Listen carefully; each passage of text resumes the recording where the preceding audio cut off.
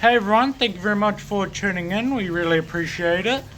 I just wanted to quickly, plug is the word, our LinkedIn. I've been I want to post a lot on LinkedIn. I've been definitely posting a bit recently. So if you're at all interested, feel free to jump across. I'll leave the link to that in the pinned comment of this video so you can go check it out if you like.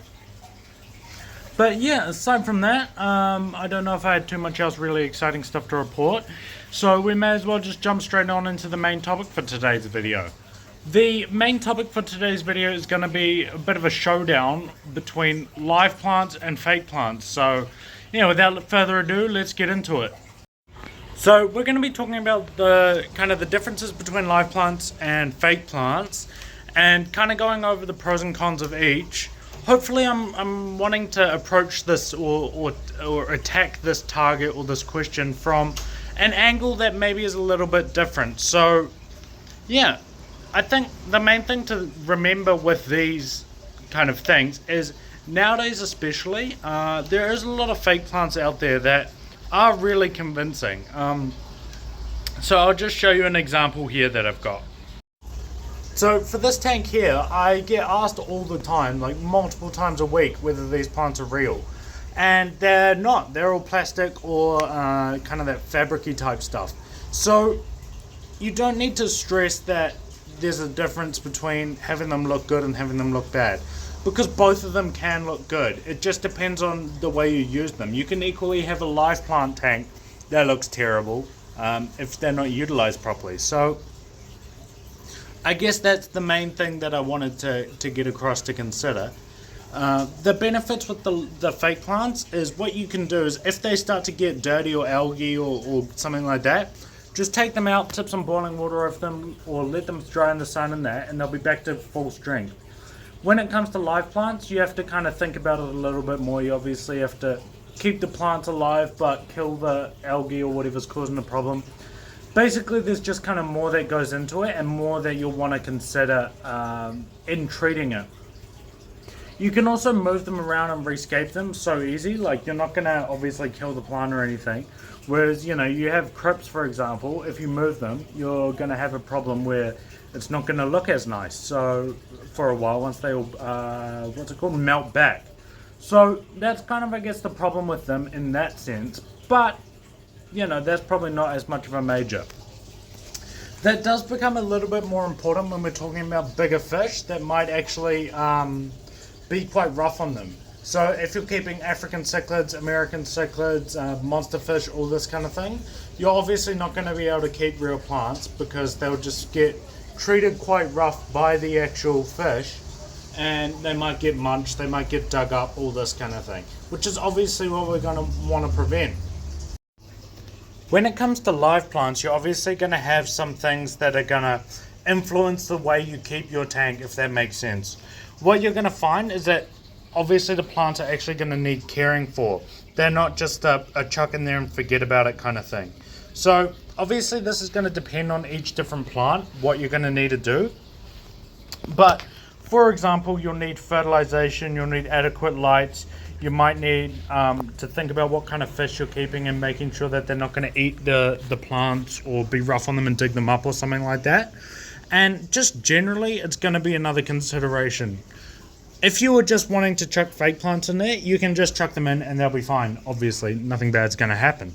So this is one of those ones where it is, I guess, something a little bit more to think about. But it's not too much of a biggie, but it is, I guess, a consideration.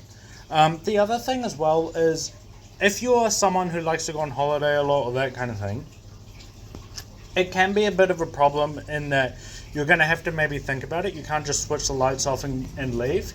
You might need a light timer, you know, you might need to consider the dosing, you might need to consider the what would you call that? Trimming of them, all that kind of thing. Again, this is probably not that much of a big deal, but it is something that you'll want to think about. The main problem is that they are something to think about, I guess. They aren't just a set and forget kind of thing in the same way that the fake plants would be. Something I did want to talk about was that no matter what you choose, it doesn't matter, if that makes sense. So at the end of the day, it is your aquarium. You can choose whatever you want. And the difference between live plants and fake plants isn't going to really matter. If a fish is, for example, using plants as a hiding spot, they're not going to care whether that plant is made out of plant or if it's made out of plastic or whatever.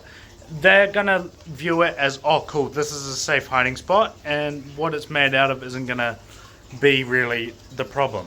Obviously, you don't want to put spiky ones in with stuff that's kind of dumb, for lack of a better word, that's going to injure themselves on it. But yeah, I mean, at the end of the day, just put whatever. We get quite a lot of people in through the shop who, I don't really know how to explain it, but there is kind of this expression of, oh yeah, I've started off with fake plants, but you know, it's time I have to kind of progress to the next step. And of course, if that's what you want to do, we will be here to help you through every step of the way. But sometimes, just in discussing with people, I kind of get I get the vibe that it's because, you know, oh, there's like this pressure to do it. It's like, you're not a proper aquarist if you're keeping fake plants. You have to keep fake plants, otherwise, you know, it's not a real fish tank, you know. And that simply isn't true.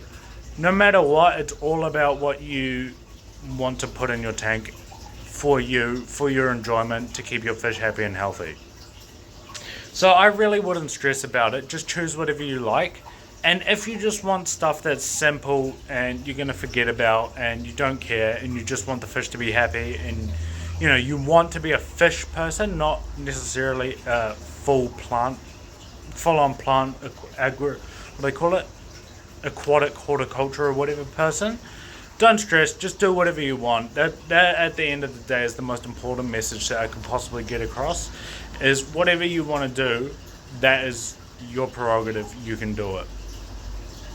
There is a lot of, I guess, purists or elitists in that who might give you some flack for it, but you know, water off a duck's back kind of thing is like, it does suck that people feel like ridiculing other people for having fake plants, and I see it all the time, and it does make me sad. I keep fake plants all the time, and people make fun of me all the time, but you know, it's my fish tanks. I can, if I want to put a pink plant in there, who cares? And if I want that natural look, I can do it with fake plants or I can do it with real plants.